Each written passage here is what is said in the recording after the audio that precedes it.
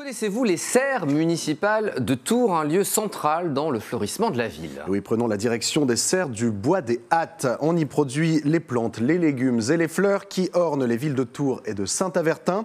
C'est aussi un lieu de stockage de semis et de mise à l'abri des végétaux estivaux en hiver. 10 agents y travaillent toute l'année pour donner des couleurs à nos communes. La visite avec Clémence Dosque.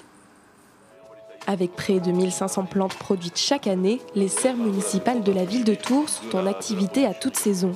Lieu d'hivernage pour les plantes les plus frileuses, c'est ici que les semis sont réalisés grâce à une machine automatisée.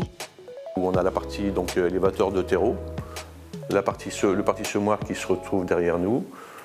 On a une cabine de distribution de vermiculite pour venir déposer une petite couche de vermiculite pour créer un microclimat au niveau des graines et de la germination.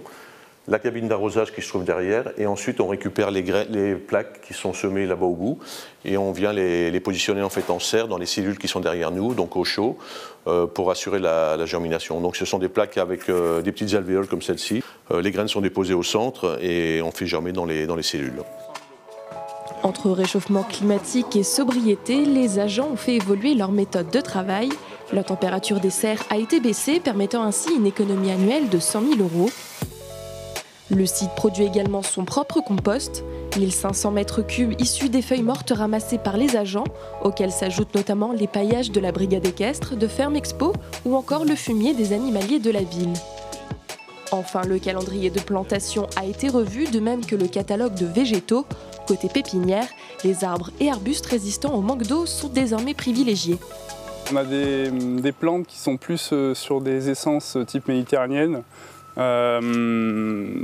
qui vont résister donc à des périodes estivales où notamment périodes de sécheresse sont de plus en plus fréquentes sur les dernières années.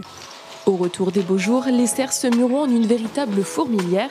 Fleurs et autres végétaux partiront d'ici pour garnir et décorer les espaces verts de la ville.